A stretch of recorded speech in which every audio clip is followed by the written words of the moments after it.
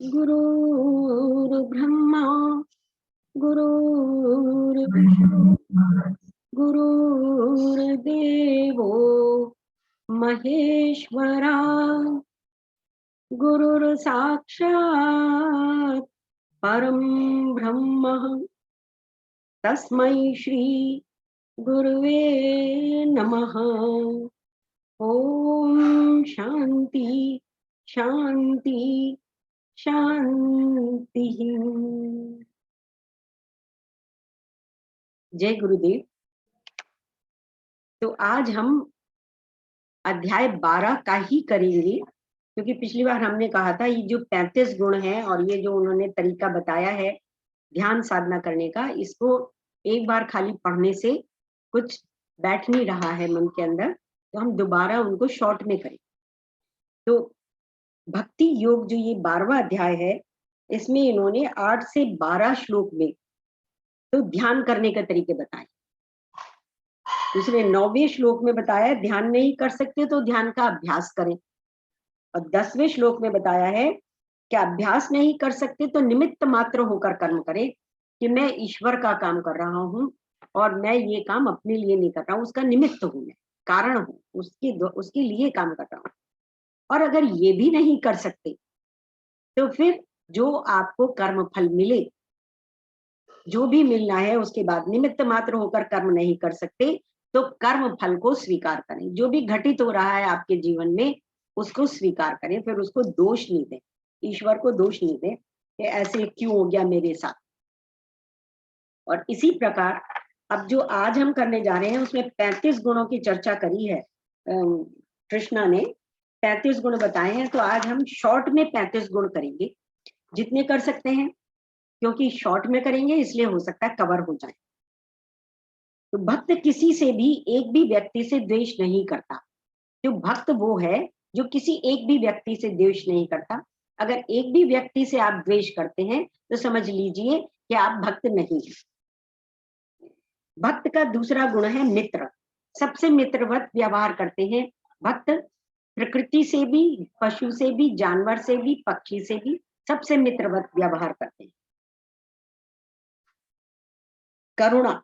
करुणा जब तरस खाने में, दया में जमीन आसमान का अंतर है।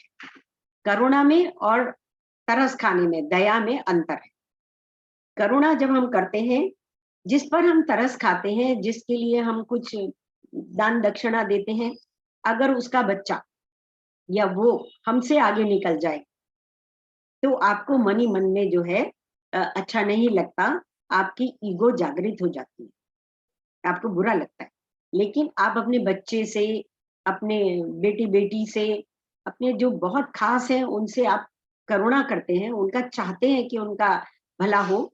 वो अगर आगे निकल जाए, आपका बेटा आपसे आगे निकल जाए, आपकी बेटी आपसे आगे निकल जाए, तो आप खुश होते हैं। तो कृष्ण जी कहते हैं कि जब जिस पर दया कर रहे हैं वो बंधु भी अगर आपसे आगे निकल जाए तब भी आप खुश हो, तो आप भक्त हैं। ममता रहित। आपके पास जो भी है, मकान, दुकान, गाड़ी, जेवर, धन, सब कुछ, उसके आप अपने को ट्रस्टी जानो। जैसे कोई मित्र विदेश चला गया हो और आपके पास गाड़ी छोड़ गया हो, और जब वो लौट के आता है तो आप उसकी गाड़ी को सप्रेम लौटा देते हो, जबकि उसके पीछे आप सर्विस भी कराते हो, उसको यूज भी करते हो। तो जो भी कुछ सुख समृद्धि आपके पास है, जो भी मकान, दुकान, धन आपके पास है, उसके आप अपने आप को ट्रस्टी जानो, उसमें अटैच मत हो कि ये मेरा है। वो सब किसी और का है, ईश्वर का है। अहंकार रहित। यदि मनुष्य मेहनत लगन से कुछ अर्जित करता है तो एक अहंकार का भाव आ जाता है, उस सब प्राप्ति के लिए बन जाता है एक अहंकार का भाव। इसलिए कहा गया है कि बच्चे और पागल में अहंकार नहीं होता, क्योंकि उन्हें वो अनुभव ही याद नहीं रहता कि जिसके द्वारा उन्होंने कुछ प्राप्त किया या कुछ खोया। मैं ही अहंकार के ना 4 रास्ते हैं, 4 रास्तों के द्वारा ये अहंकार हमारे मन में आता है। मैं ही करता हूँ, पहले कर्ता भाव आ जाता है कि मैंने किया ये काम। दूसरा भाव आ जाता है मैं ही भोग करूं, अब ये मेरा है, मैं ही इसका भोग करूं। कोई दूसरा उसका भोग करे तो हमें अच्छा नहीं लगता। ये मैंने खरीदा है, ये मेरा है, मैं ही इसे भोग करूं। आप भोग भोग करते हो तो बहुत सुख है। यदि अड़ोसी पड़ोसी मित्र संबंधी भी भोग करें तो ना सुख ना दुख, चलो 4 जने आ गए, दे एंजॉयड इट। परंतु यदि आपके पास वो ना हो वस्तु जो आपने खरीदी है और दूसरे के पास हो तो आपको दुख होता है। ये टीवी का एग्जाम्पल बड़ा अच्छा इसमें दिया गया है। पहले समय में 40 45 50 साल पहले जब टीवी आए थे, तो तब जो है अगर पड़ोसी के पास टीवी नहीं होता था, आपके पास होता था, तो आपको बड़ा अहंकार होता था, मेरे पास टीवी है, सब मिलने देखने आते थे। लेकिन अगर हमारे पास नहीं होता, हमें कहीं जाके देखने की जरूरत पड़े, तो भी अहंकार आता है।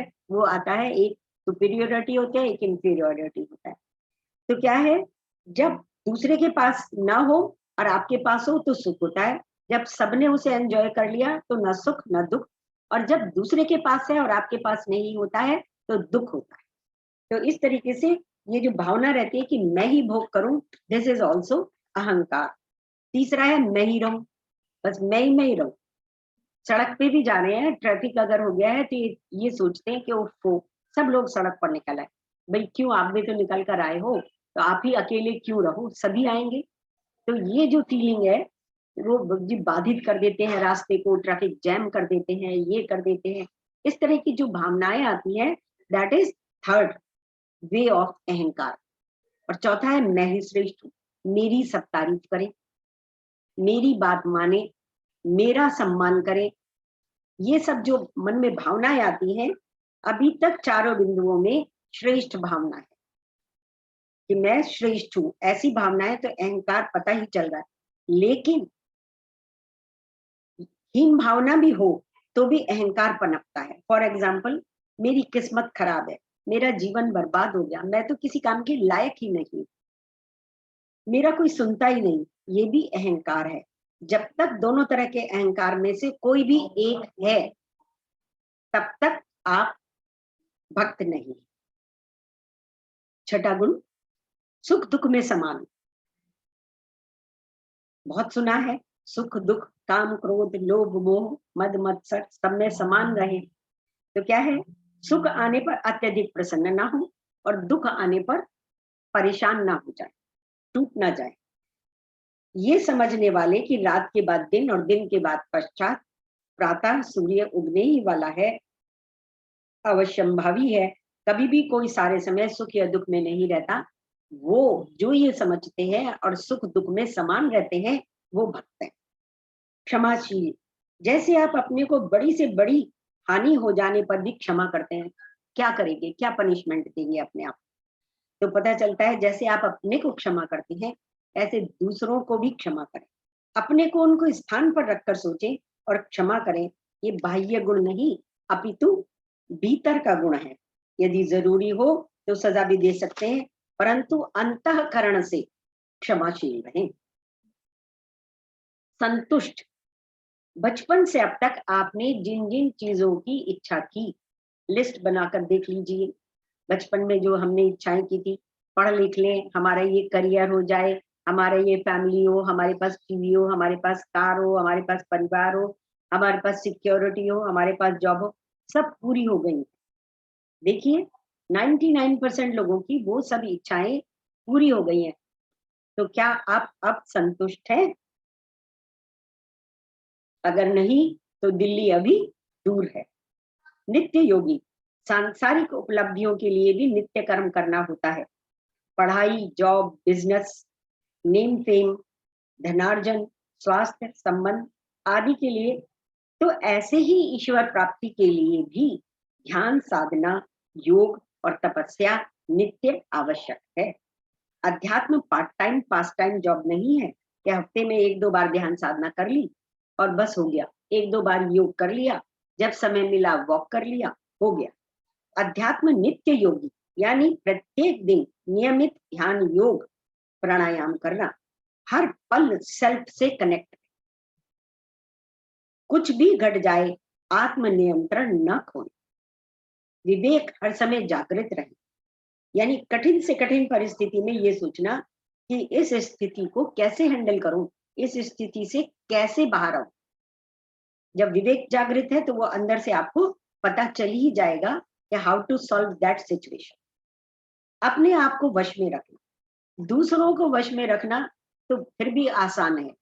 किन्हीं को आप पावर से वश में कर लेते हैं, किन्हीं को आप धन से वश में कर लेते हैं, कितनी चीजों के द्वारा लोग इम्प्रेस होकर आपकी बात मान लेते हैं, पर अपने आप को वश में करना सबसे ज्यादा डिफिकल्ट है। जैसे एक चेन स्मोकर को अगर आप उसे अमेरिका जाना हो, 8 10 12 घंटे 16 घंटे विदाउट स्मोकिंग बैठे रहना पड़ता है अपनी सीट पर। कैसे आई वो, कैसे आया वो संयम, कैसे आया वो उस अपने आप पर वश? तो क्या है, भय के कारण, रूल्स के कारण। लेकिन ज्ञानी वो है जो बिना भय के निश्चय कर लेता है कि मुझे ऐसा करना है, वो वैसा ही करता है। आत्म संयम उसका स्वभाव बन जाता है। तो अपने आप को वश में रखना। एक ज्ञानी व्यक्ति के संयम में भय, मोह और लोभ ना होकर ज्ञान और विवेक रहता है। दृढ़ निश्चय, ज्ञान प्राप्ति के पश्चात कोई भी आंधी आपके निश्चय को हिला नहीं सकती। आपको ये ज्ञान हो गया कि सामने पोटेशियम साइनाइड रखा है, तो किसी ने कहा टेस्ट करके देखो, इसे खाओगे तो मर जाओगे, तो क्या आप टेस्ट करोगे? नो, कोई नहीं। आपको पता है कि इसको खाने से तो मृत्यु हो ही जानी है, तो दृढ़ निश्चय के जैसे वो गलत कर्म करता ही नहीं। जो ज्ञानी है, जिसको ये ज्ञान आ गया कि ये गलत काम करने से क्या गलत फल मिलने वाला है, वो कर्म करता ही नहीं। इसी प्रकार ज्ञानी और भक्त कोई भी गलत कार्य नहीं करते। उन्हें इस बात का ज्ञान होता है कि लोभ, मोह और भय के वश कोई निर्णय नहीं लेना। वो जो परिस्थितियों में कितना भी उन्हें सही लगता है वही कार्य करते हैं, जिस चाहे कितना ही कष्ट सहना पड़े।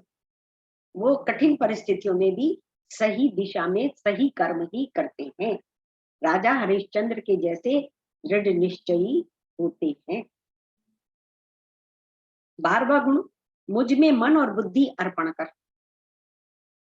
अब ये तो बहुत लोग कहते हैं कि मैं भक्त हूं, तो क्या है, अगर बुद्धि द्वारा आप कोई काम करते हैं और उसमें मन नहीं लग रहा, तो वो काम अधूरा होता है, उसमें पूर्णता प्राप्त नहीं होती। और कोई काम आप केवल जो है मन द्वारा कर रहे हैं और बुद्धि नहीं लग रही है उसमें, वो भी अधूरा रहता है, उसमें भी पूर्णता और जिसे कहते हैं दिव्यता नहीं आती, सुंदरता नहीं आती। जब मन बुद्धि दोनों एक साथ हो जाएं, तब जब आप ईश्वर को अर्पण करें, ईश्वर की भक्ति करें, वो पूर्णता है, वो भक्त होता है।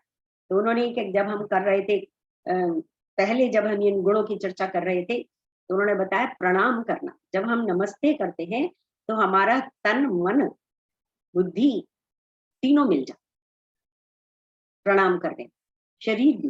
तो तन मन धन से जो करते हैं वो ही भक्त, जिससे संसार परेशान नहीं होता। बहुत सारे हमारे आप देखोगे कार्यक्रम ऐसे होते हैं धार्मिक, जो लोगों को परेशान करते हैं। जैसे लाउड स्पीकर लगा लेते हैं और वहां से इतनी जोर जोर से भजन की और अजान की और इन सब चीजों की आवाजें आती हैं कि लोग परेशान होते हैं, रास्ता ब्लॉक कर लेते हैं, भंडारा करते हैं, सारी सड़कों को रोक लेते हैं, फिर गंदा पहुंचा के चले जाते हैं। तो वो जो भक्ति है, उसके कारण संसार परेशान होता है, वो भक्त नहीं।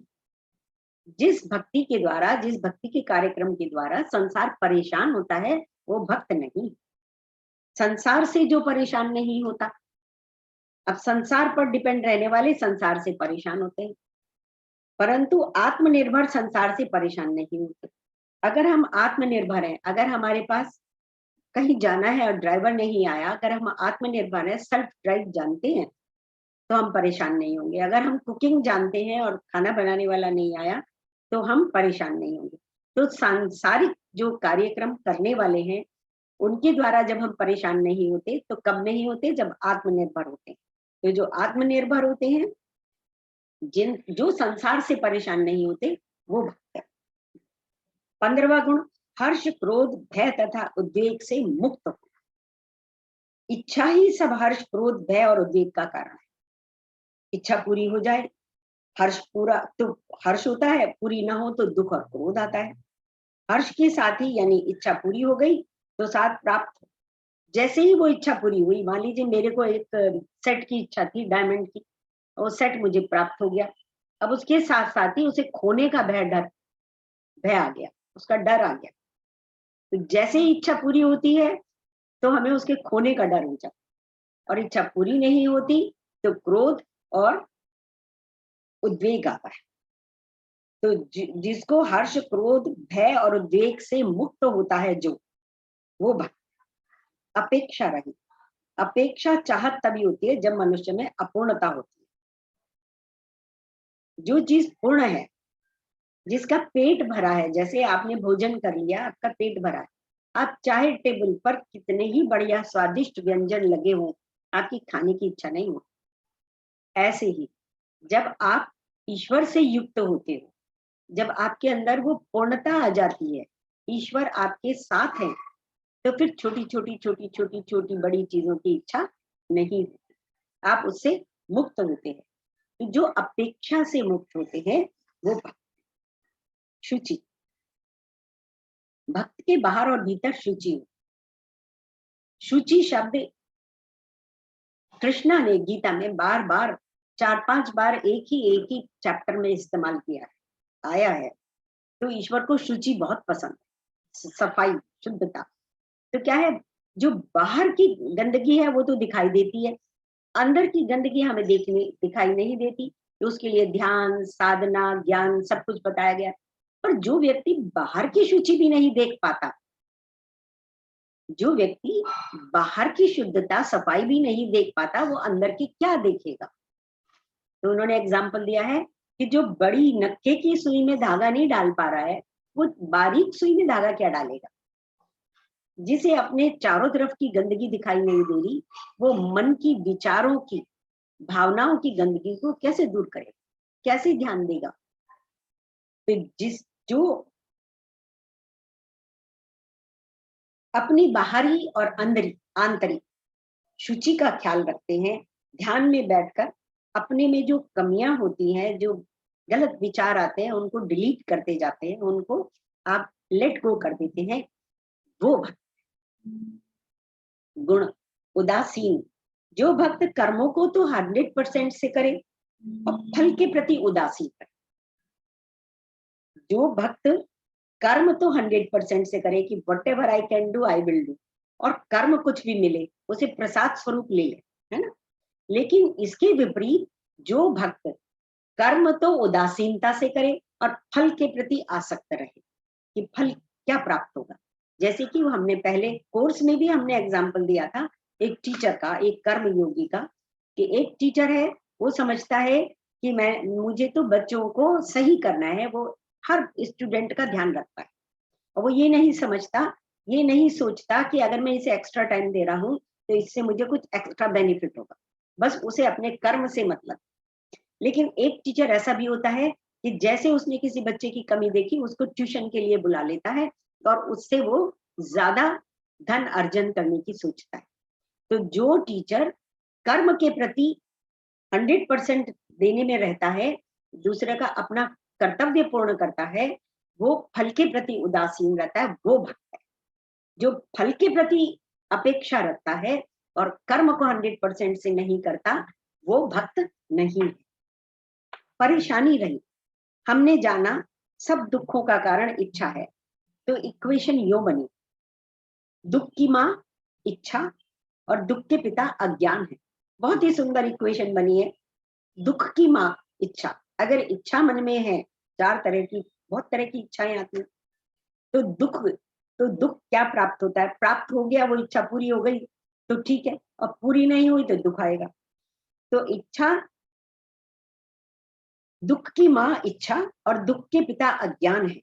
यदि इच्छा और अज्ञान आपके जीवन में है तो उनकी संतान दुख, चिंता, परेशानी, समस्याएं, मुश्किलें आकर आपके जीवन पर, घर पर कब्जा कर लेंगी।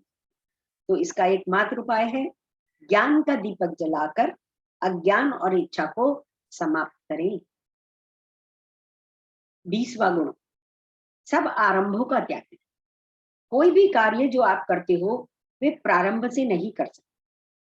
आज मैं कुछ करने लगूं तो देखिए ये लैपटॉप सामने है, बिजली सामने चल रही है, वाईफाई चल रहा है, इतना सारा कर्म हुआ है जो थर्ड पर्सन ने किसी ने किया है। फिर उसने ये जूम बनाया, जूम का इंटरनेट इस तरीके से काम कर रहा है कि हम सब लोग यहाँ पर जूम पर बैठ के इतनी सारी बातें कर पा रहे हैं। तो हमने कोई काम शुरू से नहीं कर सकते, इतना सारा काम हुआ है। एक चपाती भी अगर कोई बनाता है, वो ये कहे कि मैंने चपाती बनाई, तो उसने कैसे बनाई, कितने सारे लोगों का उसमें सहयोग होता है। किसी ने गेहूं बोया, किसी ने काटा, किसी ने उसे पीसा, किसी ने मार्केट तक लाया, किसी ने खरीदा, किसी ने जब बनाया तो उसमें गैस का इस्तेमाल हुआ, गैस भी किसी ने बनाई, चकला बेलन किसी ने बनाया, तब जाके आपकी एक चपाती बनी। तो ये कहना कि ये काम मैंने किया है, ये प्रारंभ मैंने किया, तो ये उचित नहीं है। सब प्रारंभ आरंभों का त्यागी। इस तरीके से जो ये कहता है आपने जो काम किया वो आपने हुए हुए कर्म में एक कड़ी ऐड कर दी। You have not done it fully, बस आपने उसमें एक कड़ी ऐड कर दी। 21, 22, 23, 24, 25 गुण, हर्ष शोक द्वेष इच्छा न कर। जब आप समृद्धिशाली होते हैं, धनवान होते हैं, तो किसी से 100 रुपए अगर आपको प्राप्त हो जाए या 1000 रुपए प्राप्त हो गए या 10,000 रुपए प्राप्त हो गए, तो कितना खुश होंगे। आपके पास लाखों रुपए पड़े हैं, आप इतने समृद्धिशाली हैं, तो 100 रुपए, 1000 रुपए, 10,000 रुपए, 1 लाख रुपए का कुछ फर्क पड़ रहा है? कोई खास फर्क नहीं पड़ रहा। आना ना आना एक बराबर है। इसी तरीके से किसी को देने में भी आप दुखी नहीं होंगे। कहीं पर आप 100 रुपए देते हैं, कहीं 10,000 देते हैं, कहीं 1 लाख रुपए देते हैं, तो आप देने में भी दुखी नहीं होंगे। न खुश होते हैं ना दुखी होते हैं, क्योंकि आपके पास बहुत है। कमी होने पर ही इतनी रकम का सुख दुख होता है। जो व्यक्ति परम से युक्त हो जाए, वो लाभ हानि, सुख दुख, इच्छा द्वेष से ऊपर हो जाए। जैसे आपको 1000 रुपए किसी ने दिया, आपको कोई फर्क नहीं पड़ता।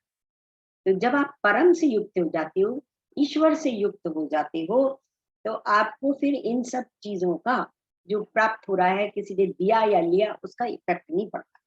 अगर आप हर्ष शोक भय द्वेष इच्छा से ऊपर हैं, तभी भक्त की श्रेणी में आ सकते हैं।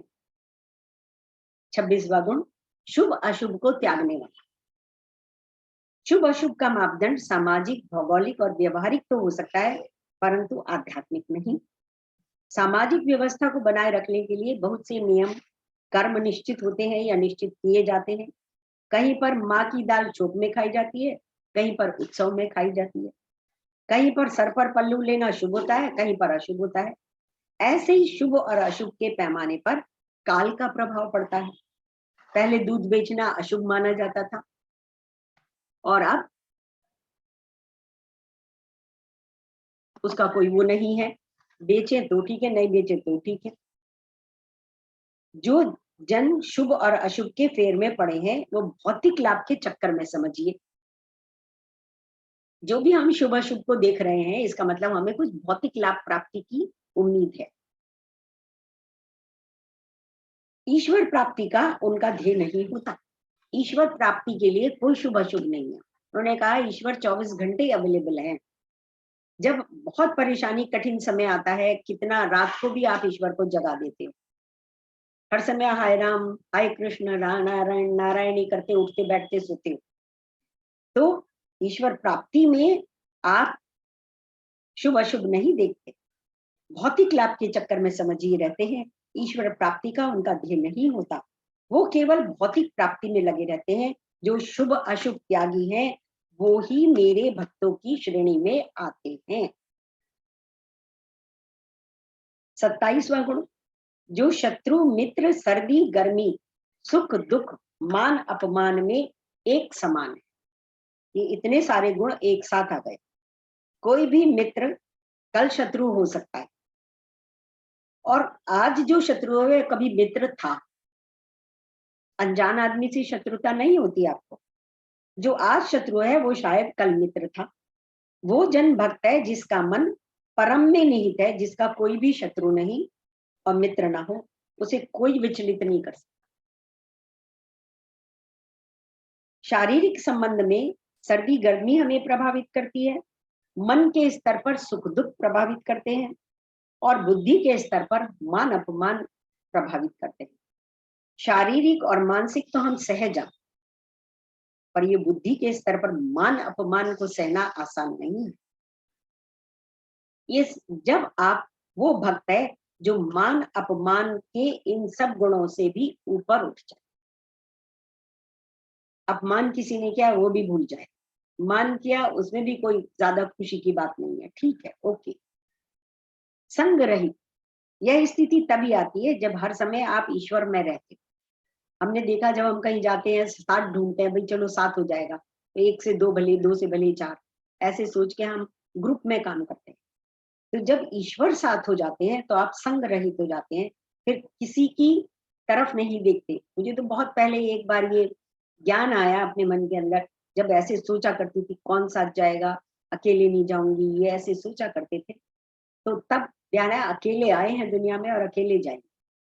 जो सबसे कठिन यात्रा है, जो अंतिम यात्रा है, वो अकेले ही तय करनी पड़ती है। जब जीवन में भी हम पदार्पण करते हैं तब भी अकेले ही हो। संग रहित, जब ईश्वर संग हो तो किसी और के संग की अपेक्षा क्यों? तो जो संग रहित हो जाते हैं वो मेरे। निंदा एंड स्तुति में सम, आप कुछ भी कितना भी अच्छा काम करें, कुछ लोग तो आपको गलत बताएंगे ही। आप ये देखिए संपूर्ण लोगों ने तो कभी राम की प्रशंसा नहीं करी, कृष्ण की प्रशंसा नहीं करी, और भी कितने हमारे बुद्धा आए, है ना, किसी की 100% लोगों ने प्रशंसा नहीं करी। कुछ लोग प्रशंसा करते हैं, कुछ लोग उन्हें पसंद करते हैं और कुछ लोग उन्हें पसंद नहीं करते। स्थिति तो अच्छी लगती है, परंतु निंदा निंदा जो होती है लंबे समय तक शूल की तरह चुभती रहती है। तो जो व्यक्ति निंदा और स्तुति में सम हो वही भक्त की श्रेणी में आए। चाहे कोई हमारी निंदा करे, चाहे कोई हमारी स्तुति करे, लेकिन हम सम रहें। ये नहीं कि तारीफ हुई तो ताड़ के पेड़ पर चढ़ गए और बुराई हुई तो बिल्कुल डिप्रेशन में चले गए। मौन, केवल मुख को पट्टी बांधकर मौन होने को मौन नहीं कहा जाता। ये मुख पे पट्टी बांध ली, आपने बहुत से धर्मों में देखा है कि आजकल मौन लिया हुआ है तो मुख पर एक पट्टी बांध लेते हैं। जैन्स में तो खासतौर से आपने देखा होगा, सब कुछ लिख लिख कर करते रहते हैं। हमारे यहाँ भी जो एडवांस कोर्स होता है उसमें मौन होता है 3 दिन का। तो उस 3 दिन में बहुत से हम पार्टिसिपेंट्स क्या करते हैं, लिख लिख के अपनी बात कन्वे करते हैं। तो उन्होंने कहा मौन होने का मुख से, शारीरिक रूप से, वाणी से मौन होने का अभिप्राय नहीं है। मन शांत हो जाए, मन में भी वो चंचलता ना रहे, मन से जो हम बातें कर रहे हैं ना, जो विचार आ रहे हैं वो भी ना आए, वो भी सब शांत हो जाए। तो ऐसे लिखा है इसको, केवल मुख को पट्टी बांधकर मौन होने को मौन नहीं कहा जाता। मौन का अर्थ आपका मन बुद्धि शांत स्थिर चित हो जाए। मुख बंद रहने पर भी मन मस्तिष्क चटर पटर करता रहता है, सोचता रहता है, कुछ कुछ विचार आते रहते हैं। जब आप पूर्णतः अंतःकरण में मौन हो जाएं और शांत हो जाएं, तब भक्ति की श्रेणी में आ सकते हैं। 30वां गुण, हर चीज में संतुष्ट। बहुत से जनों ने भक्ति की डेफिनेशन ही बदल दी है। मंदिर मस्जिद के बाहर कतारों में खड़े जन क्या भक्त हैं या मुरादे होने पर हलवा पूरी बांटने वाले हैं? क्या ये संतुष्ट ईश्वर का धन्यवाद करने आए हैं या मुरादे मांगने आए हैं? सही भक्ति यही है कि हम कर्म कर्तव्य पूरे 100% से करें, फिर प्रसाद में चाहे राख भी मिले उसे सहज स्वीकार करें। 32वां गुण, अनिकेत। निकेत यानी घर, रहने का स्थान। अनिकेत मीन्स जहां पर रहो बिना अटैचमेंट के रहो। जैसे होटल या गेस्ट हाउस में रहते हैं तो व्यक्ति निवास स्थान में वैराग्य के साथ रहता है, तो वह अनिकेत। जब हम होटल और रेस्टोरेंट में कहीं जाकर हम रहते हैं, किराए पर रहते हैं या गेस्ट हाउस में रहते हैं, तो वो हमारा घर नहीं होता, वहां हम अटैच नहीं होते। तो जहां पर भी रहना है, कंक्रीट से बना ये घर जो आज जिसमें इतना अटैचमेंट होता है, वो कल किसी और का था, और जो आने वाला समय है उसमें किसी और का होगा। खुद आप लेके आएंगे अपने बहू बेटी दामाद को उसमें, कल उसकी चलेगी, उसका हो जाएगा, आप कहीं भी नहीं रहेंगे। तो इससे इतना अटैचमेंट क्यों? कहने का तात्पर्य है अनिकेत। जो अपने घर में वैराग्य की स्थिति में रहता है वो ही अनिकेत है। और उसके बाद आया 34वां गुण, श्रद्धा से भरपूर। संशयात्मा, हम हर चीज पर श्रद्धा होती है, गुरु पर श्रद्धा, ईश्वर पर श्रद्धा, विश्वास होता है। लेकिन संशय अगर होता है तो संशयात्मा तो सड़क पार नहीं कर सकता, भवसागर कैसे पार? ईश्वर पर विश्वास रखना होगा। संशयात्मा भवसागर तो क्या सड़क भी पार नहीं कर सकता। संशयात्मा मनुष्य अनजानों से नहीं अपितु अपनों से भी डरता है। जिस भी व्यक्ति में संशय रूपी कीड़ा घुस जाए तो वह सब कुछ होते हुए भी बड़ा दुखी, दीन तथा दरिद्र रहता है। उसके विपरीत श्रद्धा से भरपूर मनुष्य बड़ी बड़ी मुश्किलों के पार हो जाता है। श्रद्धा एक विचार है जो आपके तन मन में बस जाता है। जैसे आप एक बैंक में एक अनजाने व्यक्ति को लाखों रुपए दे देते हो और उसके बदले में व्यक्ति आपको एक छोटी सी स्लिप देता है, पर आपको विश्वास है कि जब मुझे जरूरत होगी तो ये मुझे मिल जाएगा। फिर भी आपको पूर्ण विश्वास है कि मेरा पैसा सुरक्षित है। ऐसी श्रद्धा जिस मनुष्य को परम पर हो जाए, ईश्वर पर हो जाए, वह भक्त है। और 35वां गुण लास्ट, मुझे परम माने। जब भी श्री कृष्ण जी मेरा अथवा मुझे शब्द का प्रयोग करते हैं तो उसका अर्थ आत्मा लिया जाता है। प्रत्येक जीव के भीतर तथा बाहर एक आत्मा ही विराजमान है, वही आत्मा परम है, बाकी सब नगण्य है। अब आप अपने आप से पूछिए कि आप किसको परम मानते हो? धन को, तन को, परिवार को, नाम को, यश को, सम्मान को, अथवा प्रभु को? जो भी प्रभु को परम मानता है वही भक्त। आत्मा मात्र कहने से परम नहीं है, अपितु वास्तव में आत्मा ही वह शक्ति है जो हमारी इंद्रियों को, मन बुद्धि का आधार है।